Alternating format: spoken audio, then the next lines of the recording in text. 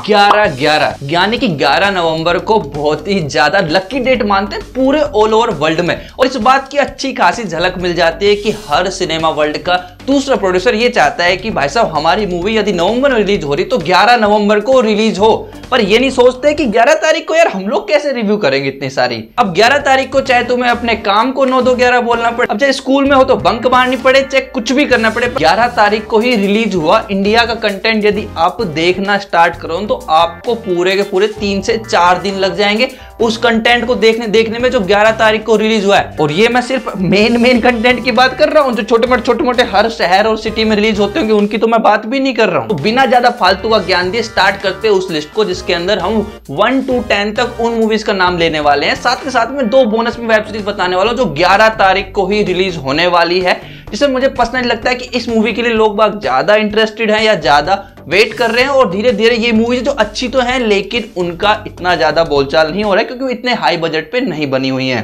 बिना किसी डाउट के मैं ये बोल सकता हूं कि 11 नवंबर को सबसे ज्यादा वेट करी जाने वाली मूवी जो रिलीज होने वाली है वो है ब्लैक पैंथर वकांडा फॉरएवर, क्योंकि मार्वल की मूवी है और ब्लैक पैंथर का जो रोल प्ले कर रहे थे पहले उनकी कैंसर से डेथ हो चुकी है। अब उनको ट्रिब्यूट देने के लिए मूवी बनाई गई है जो कि उनके फैंस के लिए वाकई में बहुत बड़ी बात है और इसकी स्टोरीज है वो काफी इंटरेस्टिंग होती है। मैं पर्सनली सबसे ज्यादा एक्साइटेड हूं, ये मूवी भी थिएटर्स में जाके देखने को मिलेगी। दूसरी मूवी रिलीज होने वाली है यशोदा समंथा की मूवी है जिसके अंदर वो एक सरोगेट मदर का रोल प्ले कर रही है, जिसको पता चलता है कि जो सरोगेसी का जो इंस्टीट्यूट है या जो भी फर्म है वो कुछ ना कुछ डार्क साइड रखता है अपना, जिसकी वजह से उनके साथ कुछ ऐसा हो रहा है जो वो नहीं चाहती, जो इलीगल है। बस उसी से वो फाइट करती है और वो एक माँ होते हुए भी, एक प्रेग्नेंट लेडी होते हुए भी वो क्या क्या स्ट्रगल करती है, बस उसी के ऊपर ये पूरी मूवी बेस्ड है। और अब देखना ये है कि ये वुमन पावर का कैसा नमूना पेश करेगी। ब्लैक पैंथर के बाद में पर्सनली मैं इसके लिए सबसे ज्यादा एक्साइटेड हूँ। यशोदा मूवी थिएटर्स में रिलीज होगी 11 नवंबर को ही।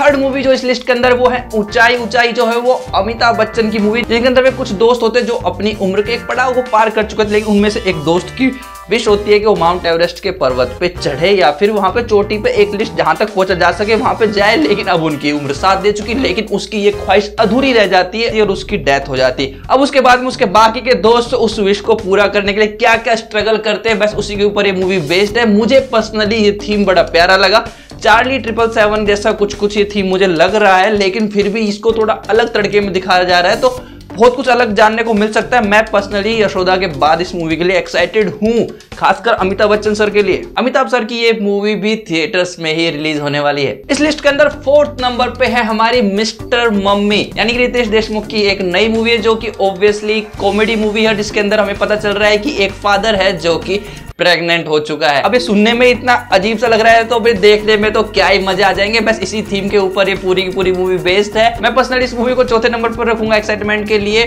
पर ये मूवी भी रिलीज होगी हमारे कहां रिलीज हो रही है, ये मूवी भी रिलीज होने वाली है थिएटर्स के अंदर ही। नेक्स्ट 5th नंबर पे जो मूवी आती है मेरे एक्साइटमेंट के तौर पे वो है थाई मसाज, जो कि गजराव राव जी, इनको आपने डेफिनेटली ओटीटी पे रिलीज हुई बहुत सारी मूवीज और वेब सीरीज में देखा होगा। अब इन्हीं के ऊपर स्पेशल बेस्ड मूवी आ रही है जिसके अंदर दिव्येंदु भी हैं और हमारे राजपाल यादव जी भी हैं। देखो जो हमारे गजराज राव जी हैं उनको एक आइडियल आदमी माना गया है कि वो अध्यात्म से जुड़े हुए हैं, लेकिन उनकी वजह से वो अपनी जो फीलिंग्स हैं कि उनको भी फिजिकल नीड है और वो कुछ चाहते हैं, उनके पास उनका पार्टनर नहीं है तो वो उसको दबा के रखते हैं कि कहीं लोगों को इस बारे में पता चलेगा तो वो क्या सोचेंगे। इस वजह से वो इस एक्सपीरियंस को लेने के लिए जाते हैं थाईलैंड और वहीं पे होती है थाई मसाज। अब उसके बारे में पता चल जाता है फैमिली को, फैमिली इसके ऊपर क्या रिएक्ट करेगी, बस इसी के ऊपर ये मूवी बेस्ड है। डेफिनेटली एक कॉमेडी मूवी होने वाली है। इस मूवी को भी हम थिएटर्स में ही जाकर देख सकते हैं। 6th नंबर पे जो मूवी आती है वो आती है मोनिका ओ माय डार्लिंग, राजकुमार राव की मूवी आ रही है जो कि लगभग सस्पेंस थ्रिल और एक मर्डर मिस्ट्री के ऊपर कहीं ना कहीं बेस्ड है। अब इसके अंदर देखते हैं राजकुमार राव जी क्या नई कहानी लेके आए हैं, लेकिन ये मूवी आने वाली है नेटफ्लिक्स के ऊपर। नेक्स्ट 7th मूवी आ रही है रॉकेट गैंग। जब ये मूवी है वो स्पेशली डांस के ऊपर बनाई हुई मूवी है, मतलब कि कुछ बच्चे हैं जो भूत बन चुके हैं लेकिन उनको डांस के लाइन में कुछ करना था, उनको कंपटीशन जीतना था। अब वो अपनी आत्माओं से किसी और के अंदर जाके उस विश को पूरा करना चाहते हैं, उस कंपटीशन को जीतना चाहते हैं। बस इसी के ऊपर डांस बेस्ड थीम पे ये मूवी डिपेंड करती है। मतलब ये मान लो जैसे ABCD मूवी के अंदर जितने भी डांस के आइकन्स यूज हुए थे जो रियलिटी शोज के अंदर जनरली होते, ऐसे ही जो ये रियलिटी शोज बच्चों के, उनके जितने भी आर्टिस्ट हैं, जितने भी कोरियोग्राफर्स हैं और जो डांस के फील्ड में रियलिटी शोज के मामले में माने जाते हैं, उनको सबको मिला के ये मूवी बनी हुई है। बहुत सारे एक्टर्स भी हैं जो एक्टिंग का पार्ट प्ले करेंगे। आपको हैप्पी न्यू ईयर और बच्चों का सा एक फील डाल के एक मूवी बना दी गई हो, ऐसा कुछ फील आने वाला है। डांसर हो तो पर्सनली मैं डांस देखने के लिए इस मूवी के लिए थोड़ा एक्साइटेड हूँ। बाकी इस मूवी को यदि नॉन डांसर बंदा देखेगा तो मुझे ऐसा लगेगा कि उसके लिए बहुत ही ज्यादा नॉर्मल एवरेज मूवी होने वाली है। इस मूवी को भी आप लोग थिएटर्स में जाके ही देख सकते हैं। हालांकि मुझे लग रहा है कि ये मूवी ज्यादा स्टेट्स में जाके नहीं लगने वाली है, पर फिर भी देखो। नेक्स्ट एक मूवी है जो 8th नंबर पे, जिसका नाम है करतूत। ये टी सीरीज ने बनाई है, लेकिन इस मूवी को देख के ऐसा लग रहा है कि मुंबई के एरिया में बनी हुई है। बहुत ज्यादा हाई बजट की मूवी नहीं है। हालांकि इसके बारे में कहीं पता भी नहीं होगा। आई डोंट नो कि ये कितने ज्यादा सिनेमाज में रिलीज होगी, पर हिंदी लैंग्वेज में उसी दिन रिलीज होने वाली है और कुछ जगह इसकी अपडेट्स ठीक ठाक हैं। फिर भी कुछ लोग जो मुंबई साइड के हैं या फिर इस मूवी जहां रिलीज होगी वहां पे जाके इस मूवी को चेक कर सकते हैं। ये भी थिएटर्स में ही रिलीज होने वाली है। इसके बाद 9th नंबर पे जो मूवी आ रही है वो आ रही है बाल नरेन। देखो बाल नरेन मूवी है, उसको मैं 8th जो मूवी करतूत है उससे लास्ट में सिर्फ इस वजह से रख रहा हूँ क्योंकि इसकी अपडेट मुझे आज लगी, वो भी बहुत ढूंढने पर, कहीं से भी मुझे अपडेट आई नहीं। तो आई होप ये मूवी ज्यादा डिस्कस नहीं हो रही लोगों के बीच में, जबकि जो करतूत है वो मेरे पास सबसे पहले आ चुकी थी। इस वजह से मैंने उसको 8th नंबर पे रखा। लेकिन पर्सनली मेरे को देखा जाए तो ट्रेलर के हिसाब से ये 9th की जगह 8th नंबर पे ही होनी चाहिए थी। बाल नरेन के अंदर, मूवी के अंदर बस ये दिखाया गया है कि देखो कोविड के टाइम में एक बच्चा है जो गांव में रहता है, वो चाहता नहीं कि उसके गांव में कोविड आए।